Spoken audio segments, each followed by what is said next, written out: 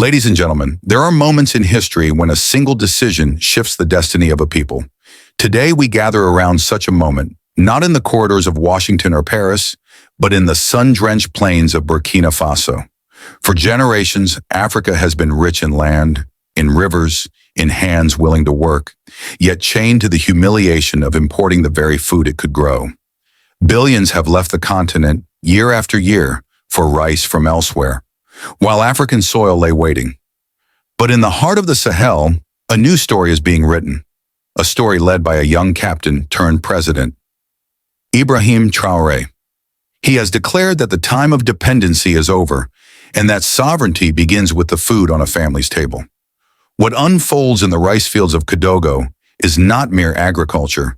It is a declaration of dignity, a new dawn for a nation once told it could not stand on its own.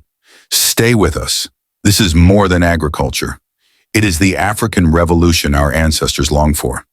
Subscribe and let your voice rise with ours for an Africa rising that will never kneel again. When the government of Burkina Faso announced the Agro-Pastoral and Fisheries Offensive 2023 to 2025, many at first thought it was another program of promises destined to be forgotten after a few speeches. But what unfolded in the months that followed shocked even the skeptics. Hundreds of brand new tractors rolled onto the dusty plains. Land once abandoned was opened for cultivation. Irrigation channels stretched like veins carrying life into dry fields. And in every corner of the countryside, youth and displaced persons, men and women who had once been idle or restless, were mobilized into productive work. The message was clear. This was not just farming. This was nation building. Burkina Faso, long overshadowed by the burdens of import dependency, was now declaring a radical new path. At the center of this transformation stood President Ibrahim Traoré, a man who understood that sovereignty begins not with slogans, but with bread and rice on the table. His administration placed rice at the heart of the national agenda. Why rice? Because it is more than food. It is a staple, a symbol, a matter of survival. For decades, families across West Africa relied on foreign ships to bring sacks of rice from Asia. Each shipment was a reminder of weakness. Each imported grain whispered the story of a continent denied its own strength.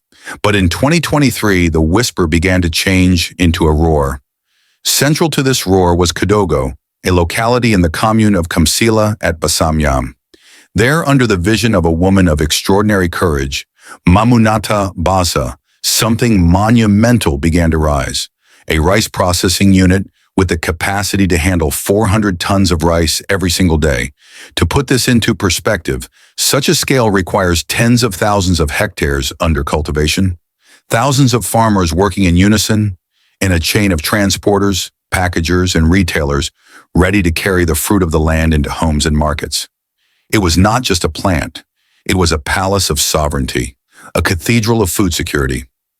On the 18th of August, 2025, the project took on a new dimension when the Minister of State, Minister of Agriculture, Animal and Fisheries, Commander Ismail Sombi, arrived at the site. His visit was not routine nor ceremonial. It was the presence of the state itself, walking side by side with private initiative. When he inspected the gleaming machines, towering buildings, and vast storage facilities, it was as though the entire nation watched with him, for the message was unmistakable. This is not just talk. This is action. The machines installed at Kadogo glistened under the sun, their polished surfaces reflecting a new era. Designed to wash, polish, mill, and package rice, they were not simply tools of industry. They were instruments of independence. Generations of Africans had grown rice only to sell it raw, unprocessed, and undervalued. The same rice would return from abroad in packets, more expensive, more celebrated, as though foreign soil had given it superiority. But here in Kadogo, that cycle was broken. Mamunata Baza, standing as promoter and visionary, became more than an entrepreneur. She became a symbol of what the private sector could achieve when supported, not ignored, by government. Her determination inspired countless others, especially women, who saw in her courage the proof that they too could shape the destiny of a nation. And as the tractors tilled the earth and as water flowed into the fields, Something greater than rice was growing. It was the seed of dignity. It was the harvest of sovereignty. Everywhere in the countryside, conversations changed. Farmers spoke not of waiting for buyers from abroad, but of preparing their rice for the plant in Kadogo. Young men who once dreamed only of leaving the country in search of work now dreamed of driving trucks, operating machines, or selling polished Burkinabè rice in local markets. Women who had carried small baskets of rice to village stalls now envisioned their produce sealed in packets, bearing the proud stamp of their own land.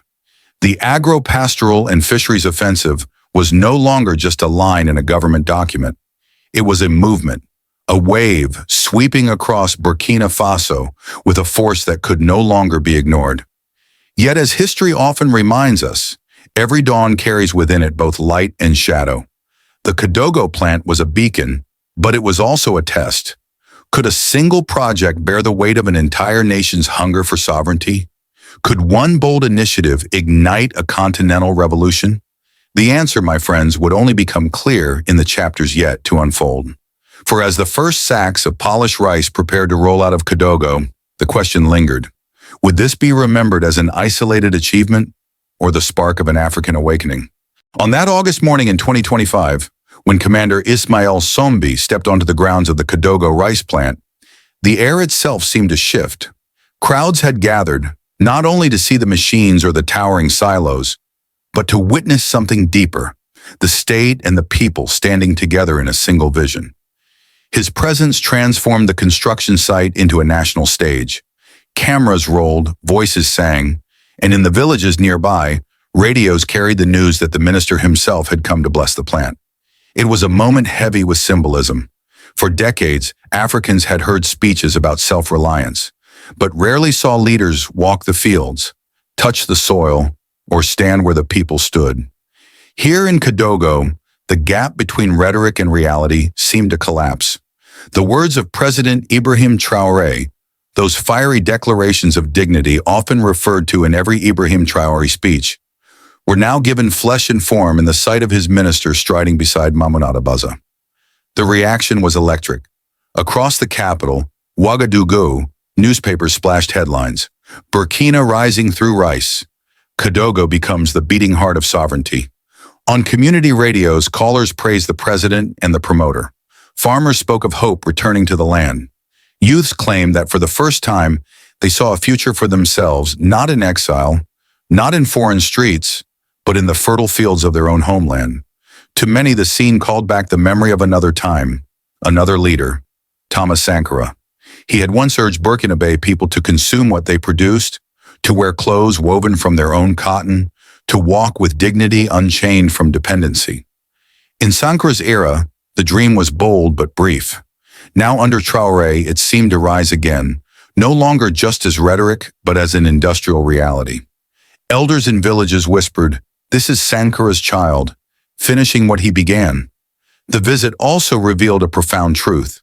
Transformation is not born in silence.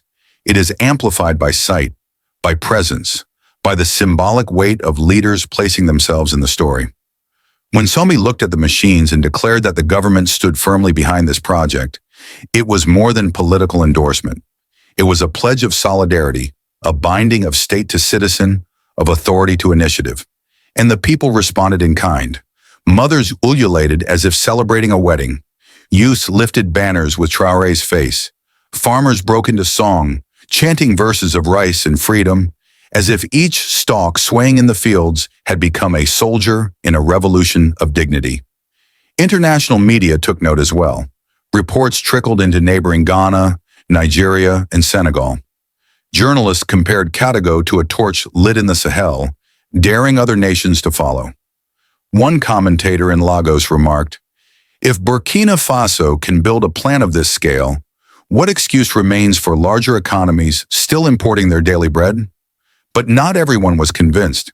Critics questioned whether one plant, however impressive, could transform a nation's entire food system. Economists warned of risks: climate variability, global price shocks, political instability. They asked, could the dream of Kadogo survive the harsh winds of reality? Yet within Burkina Faso, optimism outweighed caution. The plant became a pilgrimage site, attracting delegations of farmers, students, and even church groups, all eager to witness with their own eyes the machines that promised to turn grain into glory. For many, the visit of Minister Sambi was not just about rice, it was about visibility. It was proof that the voices of the forgotten countryside had reached the highest echelons of power. And then came the words that electrified the nation. Standing before the press, Commander Sambi declared, "This is not the project of one woman, nor of one president. This is the project of a nation. Together we will feed ourselves, and together we will reclaim our dignity." His statement was replayed endlessly, quoted in sermons, echoed in classrooms, and written across social media platforms. In that moment, the rice of Kadogo became more than food. It became a symbol, a rallying cry, a mirror reflecting Africa's long struggle for self-determination. One could almost hear Sankra's ghost applauding from history, whispering that the baton had been passed and was being carried forward. The crescendo of emotion reached far beyond the factory gates. Across Africa, the call resounded. If one small nation in the Sahel could rise, what excuse remained for others?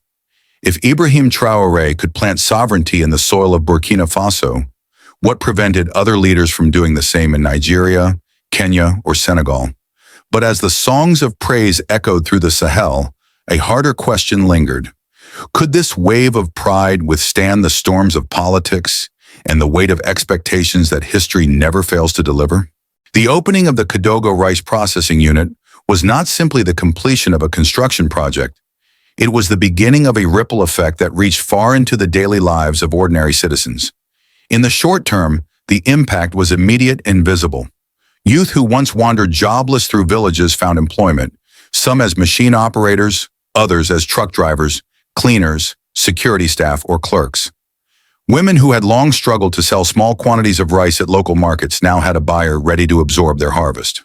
Farmers, once uncertain whether their labor would find value, began to cultivate with confidence, knowing their rice would not rot in fields but be transformed into polished packets destined for shops and supermarkets. The language of hope replaced the language of despair. For the first time in years, mothers spoke of their sons and daughters not as potential migrants leaving for Europe, but as workers contributing to the strength of their homeland. In villages across Burkina Faso, young men who might have risked their lives on treacherous migration routes now stayed to plow the fields, drive the tractors, or help manage cooperatives linked to the Kadogo plant. Each paycheck, each bag of rice sold, became a brick in the rebuilding of national dignity. Economically, the benefits stretched beyond the gates of the factory. With the plant requiring 400 tons per day, thousands of hectares were mobilized for rice cultivation. This demand stimulated investment in irrigation, roads, and transport networks. Local markets bustled as packaged rice arrived, often cheaper and fresher than imports. Tax revenues rose as the government collected from the new industry, allowing reinvestment into schools, clinics, and rural infrastructure. Economists spoke of a multiplier effect, where one plant ignited a chain of growth across sectors. But perhaps the most profound effect was psychological. For generations, imported rice had carried a false aura of prestige. Whiter, shinier, better. Local rice, by contrast, was often dismissed as inferior. Yet when the first packets from Kadogo reached shelves, bearing labels proudly stamped "Made in Burkina Faso," the narrative began to shift. Families purchased it not only for price or freshness, but as an act of pride. To eat Burkinabè rice was to affirm identity, to declare, we are no longer beggars at the global table. We can feed ourselves. In the medium term, this transformation began to alter the political landscape. Food is never just food, it is power. A government that ensures its people are fed earns legitimacy far stronger than speeches alone. Traoré's administration, through rice, had tapped into a wellspring of political capital. Ordinary citizens, once cynical about promises from the capital, now saw tangible results in their kitchens and on their plates. Support for the president deepened, not out of blind loyalty, but out of lived experience. Yet with new hope also came new pressures. Expectations rose. Citizens began to ask, if rice can be transformed, what about maize? What about cotton, millet, or cassava? If the youth can find jobs in agriculture, why not in industry or technology? The success of Kadogo planted seeds of ambition across society. International observers noted the shift as well. Some praised Burkina Faso for charting a new path. Others worried that growing self-reliance could alter regional trade balances. But for the people on the ground, these were distant debates.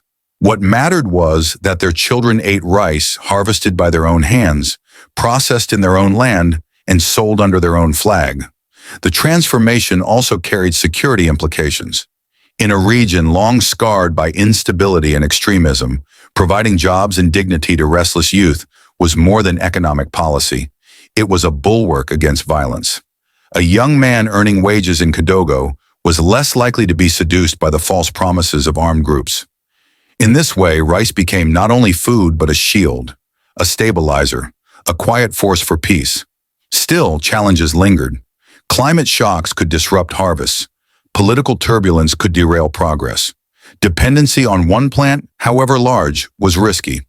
Some voices cautioned that without careful planning, the dream could falter. Yet even in these warnings lay recognition of how much was at stake. For the first time in decades, the question was not whether Burkina Faso could rise, but whether it could sustain its rise. Viewers, let me ask you directly. Do you believe this is the path Africa needed all along? If your answer is yes, then type AFRICARISE in the comments below and let the world know where you stand. Because when a people begin to eat with dignity, they also begin to think with dignity and to demand governance that honors that dignity. The table is set, the plates are full, but the question remains, will this new feast of sovereignty nourish a generation, or will it become a fragile banquet threatened by forces still lurking at the edges? While the streets of Ouagadougou and the villages of Kadogo rang with pride, beyond Burkina Faso's borders, the world was taking careful notice. Food sovereignty may sound like a local matter, but in truth it touches the heart of global politics. The first to react were Burkina Faso's neighbors. Within ECOWAS, officials issued cautious statements, praising the ambition but warning about regional trade implications. Some member states, still heavily dependent on rice imports, feared that a surge of domestic production in Burkina Faso could upend commercial patterns and even inspire popular pressure on their own governments. Yet quietly, many citizens across West Africa admired the boldness. In Accra, in Lagos, in Dakar, commentators asked why their leaders had not taken similar steps long ago. The African Union hailed the project as a model of continental self-reliance. In speeches in Addis Ababa, delegates described Kadogo as evidence that Agenda 2063, the African dream of prosperity, unity, and independence, was not merely words but a living experiment in the Sahel. In Europe, reactions were more complicated. The European Union, long a major trade partner and donor in West Africa, expressed support for sustainable development, yet behind closed doors, policymakers worried about the erosion of influence. A Burkina Faso capable of feeding itself and perhaps exporting rice would no longer depend on European aid or imports in the same way. And where self-reliance grows, the leverage of external powers diminishes. To the east, Russia saw opportunity. Officials quickly linked the success of the Kadogo unit to their broader engagement on the continent. Agricultural cooperation, technology transfer, and investment proposals were floated as Moscow sought to strengthen Russia-Africa relations. For the Kremlin, Burkina Faso's rise was not just a story of rice. It was a chance to demonstrate that Africa had alternatives to Western dependency. And what of the United States? Washington's response was measured, even restrained. Publicly, American diplomats welcomed any effort that improved food security in the Sahel. Privately, analysts noted the geopolitical undercurrents. A young leader like Ibrahim Traore, positioning himself as a symbol of sovereignty and African pride, represented a shift that could unsettle the balance of alliances. A Burkina Faso less reliant on imports might also be less pliant to external influence. Some in Washington wondered, would the rice revolution become a political revolution as well? Around the world, media framed Kadogo as more than a factory. It was described as a torch, a test, even a provocation.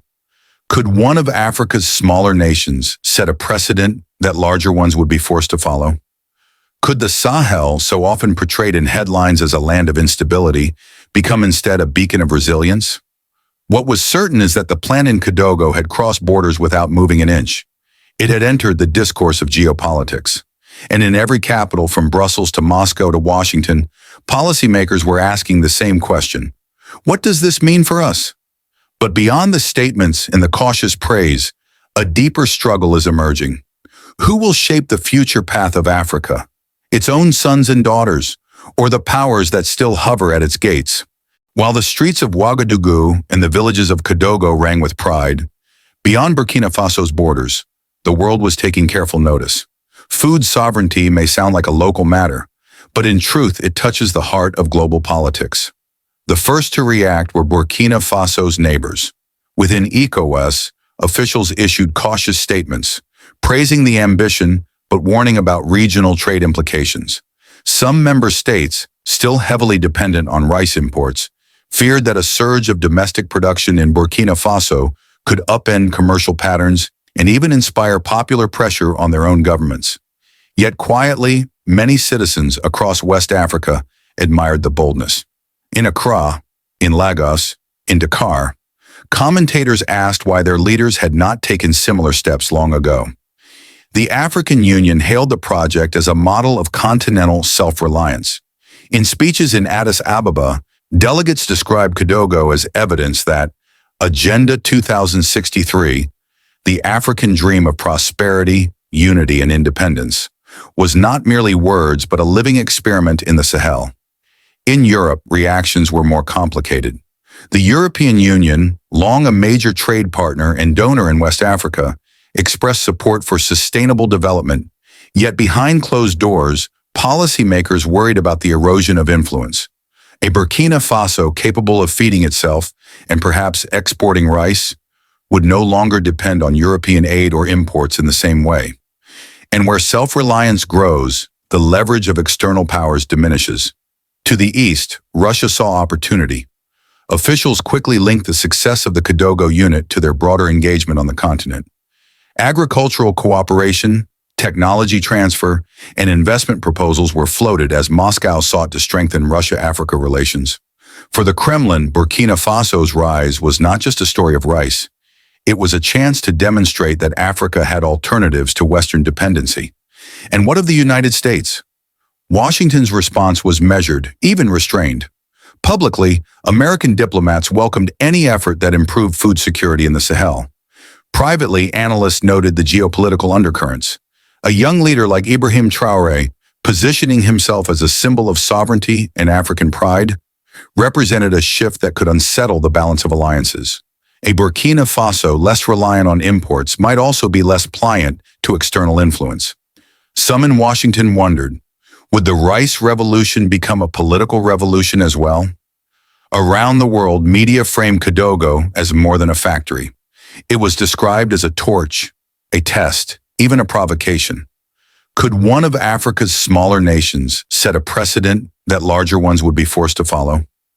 Could the Sahel, so often portrayed in headlines as a land of instability, become instead a beacon of resilience? What was certain is that the plan in Kadogo had crossed borders without moving an inch. It had entered the discourse of geopolitics.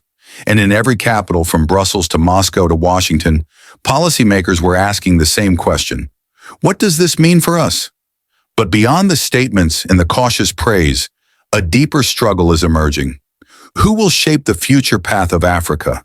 Its own sons and daughters, or the powers that still hover at its gates?